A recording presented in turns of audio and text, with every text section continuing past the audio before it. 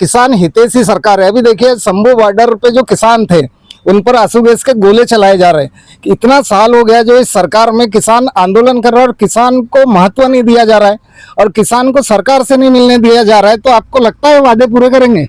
20 तारीख तक समय है, समय बढ़ भी सकता है ना।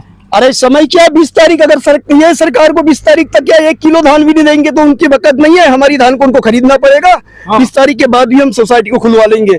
सरकार को आके खोलना पड़ेगा, हमारी धान को लेना पड़ेगा। आपके जो सांसद है महोदया भारती पारदी जी, तो उनका क्या रुझान है इसमें मैटर पे? क्या देखिए इतना बड़ा आंदोलन जिले में चल रहा है तो इस बात पे हमने अभी तक भारती पारदी जी हमारी जो सांसद है उनका एक भी वक्तव्य नहीं सुना।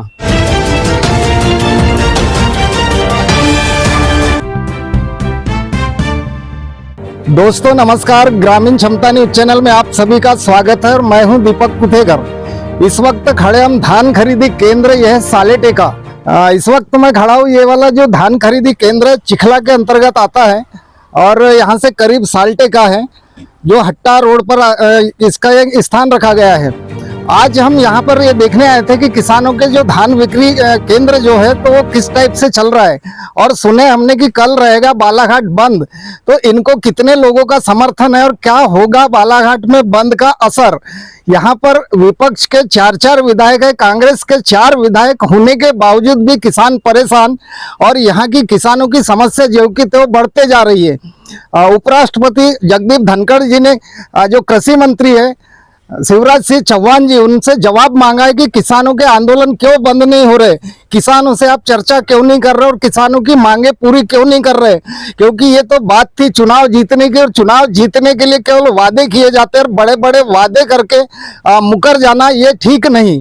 चुनाव जीत लिए काम खत्म, ये नहीं होना चाहिए। और जो कि लाडली बहनाएं भी आज नाराज दिख रही है, और किसानों का जो अधिकार है, जो 3100 रुपए बोला गया था, किसान खुद नहीं मांग रहा है जो वादा किए थे। तो यहाँ कुछ लोग खड़े हैं, उनसे बात करेंगे, इनसे हम बात करेंगे और जानना चाहेंगे कि ये जो किसान गर्जना जो संगठन है यहाँ पर चल रही किसानों के हित में, तो वो किसानों के हित में कितनी लड़ाई और कहाँ तक लड़ाई लड़ रहे हैं, हम इनसे बात करेंगे। सर परिचय बताएंगे आप? मैं देवेंद्र मोहारे हूँ कि चिखला से कर सकूँ जी। तो धान बेच दिया सर आपने? नहीं, धान नहीं बेचे हम लोगों ने अभी। अच्छा, तो कल बालाघाट बंद है सुना हमने, तो क्या प्लानिंग क्या है किसानों की?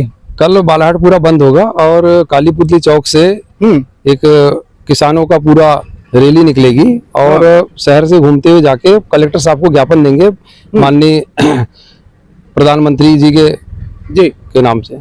सर कुछ दिन पहले यहाँ पर मुख्यमंत्री जी आए थे, डॉक्टर मोहन यादव जी, तो उन्होंने किसानों पर क्या बोला है जो यहाँ भाषण दिए उन्होंने? देखिए हमारे गर्जना की ओर से हमारे जो प्रभारी है अध्यक्ष जो चौधरी जी, उन्होंने अपना ज्ञापन उनको देना चाहा, लेकिन कुछ नेताओं ने उनको रोकने का प्रयास किया, ज्ञापन दिया, लेकिन माननीय मुख्यमंत्री महोदय जी ने उनके ज्ञापन पे कोई संज्ञान नहीं लिया। यहाँ तक के पत्रकार साथी आप लोगों ने भी उनसे इस बारे में जानकारी लेना चाहा, लेकिन उन्होंने इस बारे में किसी प्रकार से उनको भी महत्व नहीं दिया। ये बहुत ही दुर्भाग्य है। और जो उन्होंने बालाघाट में जितनी अपनी चर्चा की, इसमें हमने देखा कि उन्होंने किसान के हित में कोई भी बात नहीं किया, जबकि बालाघाट जिला धान कृषि प्रधान है, धान यहाँ पे फसल मुख्य फसल धान है। और धान के लिए उन्होंने चुनाव से पहले जो घोषणा किया था कि हमारी सरकार यदि आती है तो हम 3100 रुपए धान का मूल्य देंगे, और उसी बात को लेकर पूरे जिले में आंदोलन है। तो इस आंदोलन को देखते हुए माननीय मुख्यमंत्री महोदय को निश्चित ही उस पे कुछ न कुछ तो बात रखना था कि हम आप किसान के लिए क्या करना चाह रहे हैं। जबकि लोकसभा चुनाव में भी उन्होंने माननीय मुख्यमंत्री जी ने मंच के माध्यम से बोला था कि हमारा जुलाई में बजट आने वाला है, जुलाई के बजट के बाद हम लोग जो है इस बजट में हम शामिल करेंगे और किसान को उनके धान का मूल्य देंगे, ये हमारी गारंटी है। और उन्होंने एक बात और कहा था कि हम जो कहते हैं वो करते हैं, मोदी जी की गारंटी है। ये मंच से सबके सामने इस बात को कहा था। उसके बाद भी यदि वो किसानों की बात सुन नहीं रहे, किसान को 3100 रुपये मूल्य नहीं दे रहे हैं, तो निश्चित ही हमारा जो किसान है वो सरकार यानी विधानसभा के बाद जो प्रदेश सरकार बैठी, लोकसभा के बाद पूरे के पूरे मध्य प्रदेश में 29 की 29 सीट जीतकर उनकी सरकार बैठी, तो किसान अपना दुर्भाग्य मान रहा है, समझ लीजिए आप। और यदि 3100 रुपए धान का रेट नहीं मिला तो निश्चित ही किसान का तो दुर्भाग्य ही है। बिल्कुल। आपको ऐसा लगता है कि जैसे किसान हितैषी सरकार है? अभी देखिए शंभू बॉर्डर पे जो किसान थे उन पर आंसू गैस के गोले चलाए जा रहे हैं। इतना साल हो गया जो इस सरकार में किसान आंदोलन कर रहा है और किसान को महत्व नहीं दिया जा रहा है और किसान को सरकार से नहीं मिलने दिया जा रहा है, तो आपको लगता है वादे पूरे करेंगे? नहीं, मुझे तो देखिए आशा तो की जा सकती है और हमारा तो अधिकार है मांग करने का। हाँ। और किसान तो वही चीज मांग रहा है जो आपने बोला है, जो बोला है उसी को मांग रहा है। लेकिन हम जहां तक वो पहले से देख रहे हैं कि ये जो सरकार बैठी है, चाहे हम केंद्र की बोले चाहे स्टेट की सरकार बोले, हाँ। ये कहीं से भी हमको किसान हित सी सरकार नहीं दिख रही है। तो आपके जो सांसद है महोदया भारती पारदी जी, तो उनका क्या रुझान है इसमें मैटर पे? क्या लग रहा देखिए है इतना बड़ा आंदोलन जिले में चल रहा है, तो इस बात पे हमने अभी तक भारती पारदी जी हमारी जो सांसद है उनका एक भी वक्तव्य नहीं सुना, जबकि उन्हें भी किसान की लड़ाई में साथ देना चाहिए। वो भी एक किसान की बेटी है, हर नेता यहाँ पे किसान का बेटा है, कहीं ना कहीं से किसान कृषि से जुड़ा है। लेकिन इसमें सारे नेता सब पार्टी छोड़ के किसान के हित में सामने आना चाहिए। लेकिन कहीं ना कहीं लोग जो है पार्टी की भावना में अपने आप को अलग थलग रखना चाह रहे हैं, ये बिल्कुल गलत है। चुनाव हो तो आपने देखा है उनके जो भाषण होते थे, लाडली बहना और किसान, ये दो ही फोकस रहता था उनका। लेकिन अभी भाजपा वाले तो चुपचाप है। लेकिन आपके जिले में 4 विधायक है विपक्ष में, तो चारों विधायकों की प्रतिक्रिया क्या लग रही है आपको? चारों विधायक हमारे जो है इस समय इस कार्यक्रम का समर्थन कर रहे हैं, किसानों की मांग का समर्थन कर रहे हैं। मधु भगत जी कभी आए यहाँ पर? मधु भगत जी अभी हमने देखा है कि अभी वो भी किसान गर्जना की रैली में कभी ट्रैक्टर पे सवार होकर शामिल हुए थे। और अभी कांग्रेस का भी सुना है हमने कि 16 तारीख को विधानसभा में घेराव भी होने वाला है इस मुद्दे को लेकर। और बहुत तो गाँव के लोग बोलते हैं, क्षेत्र के, परसवाड़ा क्षेत्र के, मधु भगत जी को चुनाव के बाद हमने देखे ही नहीं बोलते। ये कुछ गांव में हो सकता है कि वो पहुंचे नहीं है अभी भी, क्योंकि बहुत बड़ा क्षेत्र है, एक लगभग 150 किलोमीटर का क्षेत्र है। 1 साल हो गया सर। हाँ, आना चाहिए, उन्हें आना चाहिए, मैं मानता हूँ। लेकिन जहाँ जहाँ उनकी आवश्यकता और जहाँ जहाँ लोग उनको बुलाते हैं उस समस्या को लेके जाते हैं। अभी हमने आपका एक कहीं सुना था सिवनी पाथरी का कि वहाँ के लोगों को कुछ दिक्कतें हैं कि वो पहुंचे नहीं है। लेकिन जहाँ तक मैं बताऊं कि उस गांव की जो आवश्यकता थी उन लोगों की विधायक निधि से उन्होंने उनकी मांग भी पूरी किया है। वहाँ दोनों जगह पे सभा मंच दिया है, 2 प्रतिनिधि भी है उनके, दोनों प्रतिनिधि है। उसके बावजूद भी वहाँ पे उन्होंने मांग किया तो उन्हें सभा मंच दोनों जगह दिया है। दूसरी चीज, कुछ बीमार लोगों को स्वेच्छा निधि से उन्हें राहत भी दिया है वहाँ पे। तो ऐसा नहीं कि उन्होंने उस गांव को ध्यान नहीं दिया है, उस गांव में उन्होंने काम भी दिया है। उस गांव के लोगों की कुछ बात आई तो उन्होंने सुना भी है। ये हो सकता है कि वहां भी पहुंचे नहीं है वो। सही है। आपको लगता है जैसे हरियाणा और पंजाब के जो किसान जी जान से आंदोलन करते हैं, क्योंकि पूरा उनका भारत में उनका आंदोलन फेमस है, तो उस टाइप का बालाघाट जिले में आंदोलन हो सकता है, उग्र रूप धारण ले सकता है यहाँ पर? निश्चित ही उग्र रूप धारण कर सकता है, क्योंकि जब आप किसान को मतलब इस तरह से झूठ बोलेंगे तो किसान में आक्रोश पैदा होता है। और ये आक्रोश का ही परिणाम है कि जो पूरा जिले भर बहुत जगह जो है सोसाइटियां बंद है, कुछ जगह सोसाइटियां हमारे यहाँ चालू है खरीदी, लेकिन कहीं कहीं कुछ किसानों की मजबूरी भी है कि भाई उनकी आवश्यकता की पूर्ति के लिए उन्हें धान बेचना आवश्यक हो जाता है, चाहे वो किसी भी रेट में बेचना पड़े। तो ऐसी मजबूरी बस कहीं कहीं कुछ किसानों ने अपनी धान बेचा है। लेकिन आप पूरा जिले का रिजल्ट देखें तो आज दिनांक तक, खरीदी दिनांक से आज दिनांक तक आप यदि आकलन करेंगे तो पिछले बार की खरीदी से मैं बोलता हूं कि लगभग 9-10 गुना से ज्यादा मतलब इतनी मतलब कमी हुई है खरीदी में। बिल्कुल, यानी किसान लोग धान लेके नहीं आ रहे हैं। अच्छा, जो 10 तारीख तक के जो मांग किए थे कि अभी रोके, तो 9 तारीख तक का हमने देखा था ज्ञापन। समर्थन दे रहा है किसान, समर्थन पूरा मिल रहा है, समर्थन किसानों का। तो इस पर जो आपके सांसद है भारती पारदी जी, उन्होंने कुछ आपकी संगठन को बोला नहीं कि बंद मत कराओ, हम पूरा कर देंगे? अभी तो ऐसी कोई चर्चा हमारे सामने नहीं आई है कि सांसद महोदय जी द्वारा कुछ इस पे बातों को रखी गई है किसानों के हित में भी। अच्छा। किसानों की समस्या हमेशा बनी हुई है जब से किसानी कर रहे हैं। और इस क्षेत्र का जो प्रमुख उद्योग बोला जाए तो कृषि प्रधान क्षेत्र होता है। और किसानों की समस्या हम जितनी भी गिनाए सब कम है। बिजली की समस्या होती है, पानी की समस्या होती है, और एक बड़ी समस्या आ गई कि अभी जो यहाँ से हाईवे निकला है, जो भारतमाला योजना निकली है, जो बालाघाट गोंदिया से जोड़ रहा है, तो यहाँ पर जितने भी किसानों की खेती है वो खेती यानी बहुत सी किसानी इसमें जा रही है। और कई किसानों को पता नहीं कि हमें क्या रेट दिया जाएगा और मेरी जमीन कितनी जा रही है। लेकिन वर्क शुरू है, काम शुरू है, लेकिन किसानों को ये सब अभी तक नहीं बताया गया है। और यहाँ कुछ लोग खड़े जिनकी भूमि इसमें गई है, तो उस जमीन का इनको मुआवजा कितना मिल रहा है, प्रति एकड़ कितना होना चाहिए? आपका नाम बताएंगे? जी, मैं हंसराज रणगिरे जी। कहाँ से आप? यही सालेटेका ग्राम का हूँ। अच्छा, जो हाईवे बना है तो वहाँ पर कितनी भूमि गई है आपकी? सर, मेरी लगभग आधी एकड़ जमीन गई है जी, जिसमें मेरे को मुआवजा जो है जमीन का नहीं के बराबर मिला है। अच्छा, और जो सरकार ने मुआवजा हमको दिया है, लेटर वगैरह था, लेटर में हाँ, लिखा लेटर था? वगैरह सब कुछ मिला है, जी जिसमें उसने मुआवजा 1 हेक्टेयर के हिसाब से हमको मुआवजा लगभग 22 लाख के करीबन का है। जी। हमारी मांग सरकार से है कि हमको 4 गुना इसका मुआवजा मिलना चाहिए। बिल्कुल। अभी वर्तमान जिसमें- क्या रेट चल रहा है? जैसा कोई किसान दूसरा किसान खरीदता है तो उसका रेट क्या होना चाहिए अभी? अपने करीब के यहाँ तो चौक में तो लगभग 2 करोड़ का भाव है, जी, और जो खरीदी है उतना तो देंगे नहीं हो? उतना तो नहीं देंगे, मगर जो आज का आंकड़ा जो कह रहा है, जी। हमारे को 4 गुना के हिसाब से जो उनने दिया है उससे 4 गुना चाहिए। तो इस पे कलेक्टर महोदय ने कुछ आश्वासन दिया आपको? कलेक्टर के पास भी गए थे हम, यहाँ के प्रॉपर नेता गौरी शंकर बिसेन के पास भी गए थे, नानो कौरे के पास भी गए, ये मंत्री से लोगों से भी हम लोग टकराए, हमारे क्षेत्र के जितने किसान थे हम सभी लोग गए, मगर उन्होंने हमारी बात को सब अनसुनी करके रख दिया। अच्छा अच्छा, बिल्कुल यही हाल किसानों के है।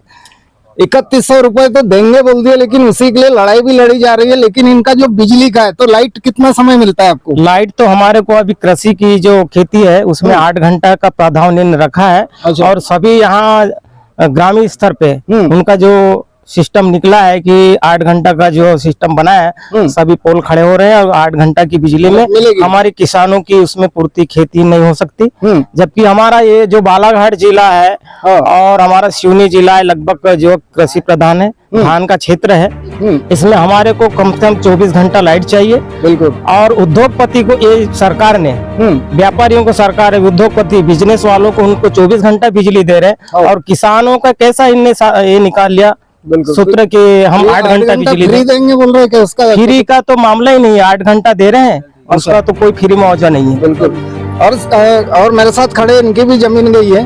लेकिन सर बोला गया था कर्जा माफ होगा, तो किसानों का कुछ कर्ज वगैरह माफ हुआ है क्या? नहीं, ऐसा तो कुछ नहीं हुआ, कर्ज माफ कुछ नहीं हुआ। रही बात भूमि अधिग्रहण का जो है कि भूमि अधिग्रहण पुनर्वास पारदर्शी अधिनियम 2013 के अंतर्गत भारत सरकार ने भूमि का मुआवजा 4 गुना देने का तय किया गया था। हाँ। किंतु यहाँ पर जो है प्रदेश सरकार का कानून लागू हो रहा है और उसके तहत हमको 2 गुना मुआवजा दिया है, वो शासन के रेट से 2 गुना। जबकि अभी उन्हें बताया भाई साहब ने कि 2 करोड़ के रेट की जमीन है, कहीं 3 करोड़ के रेट की जमीन है, कहीं 4 करोड़ के, अभी जो वर्तमान रेट ये है, तो ये मार्केट का ये रेट है अभी यहाँ पर। किंतु इस तरह से मतलब 4 गुना के साथ 2 गुना मुआवजा देना, इसलिए हमारी जो है अभी हम सब बहुत सारे किसानों ने इसके बारे में कलेक्टर साहब पास केस भी लगाए हैं। बिल्कुल।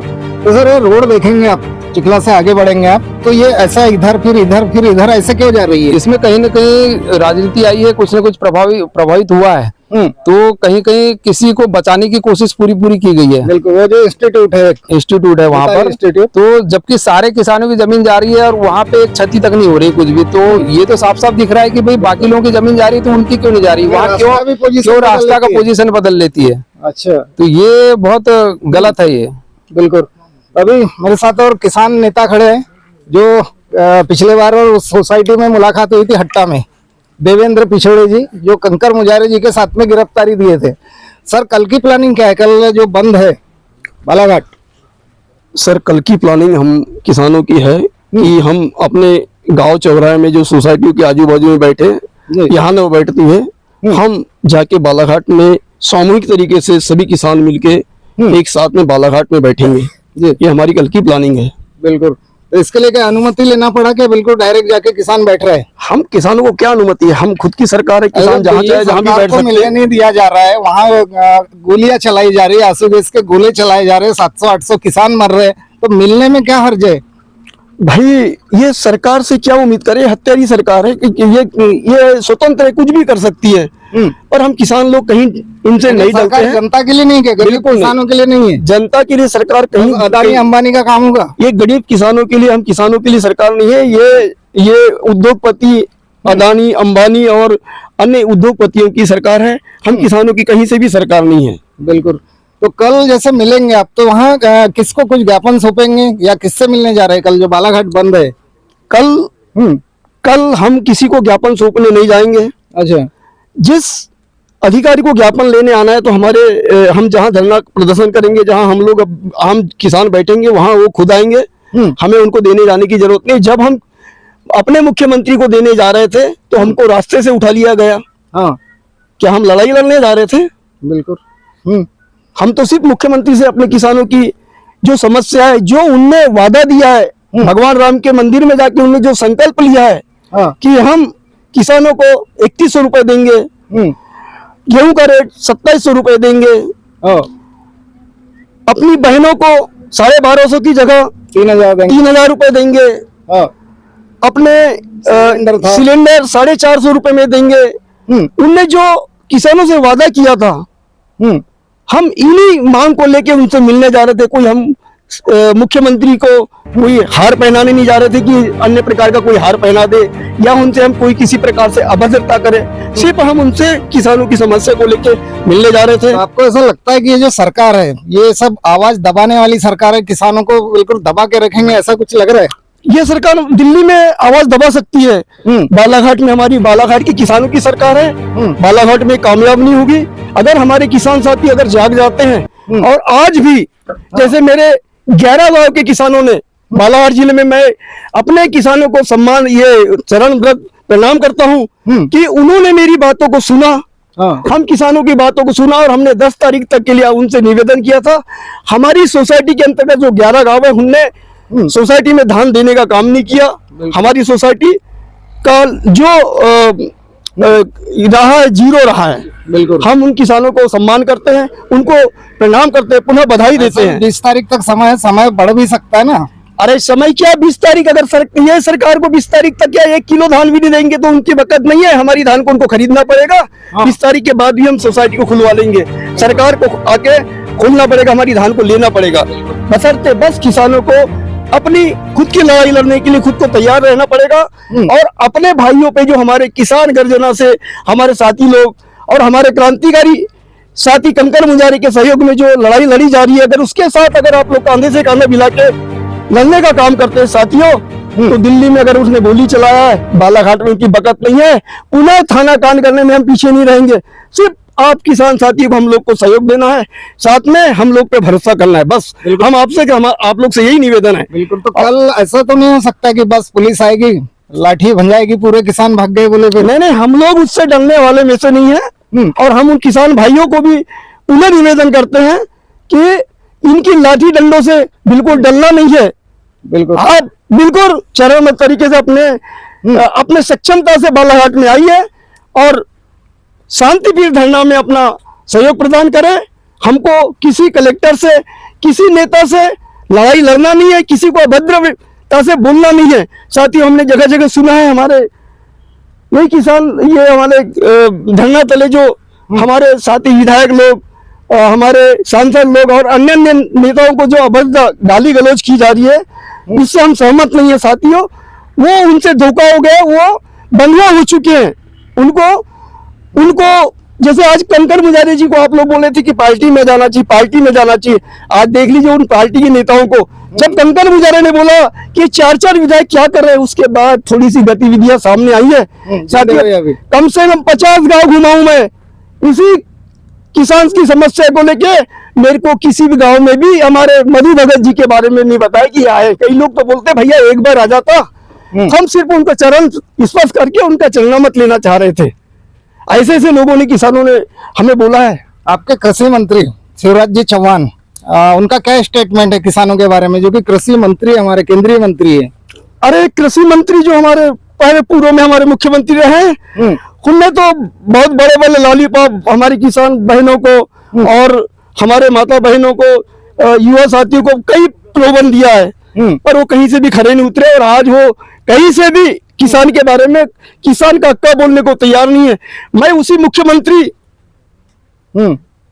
माननीय पूर्व मुख्यमंत्री क्या नाम, शिवराज जी चौहान जी से, यो आज के भारत सरकार के मुख्य प्रधानमंत्री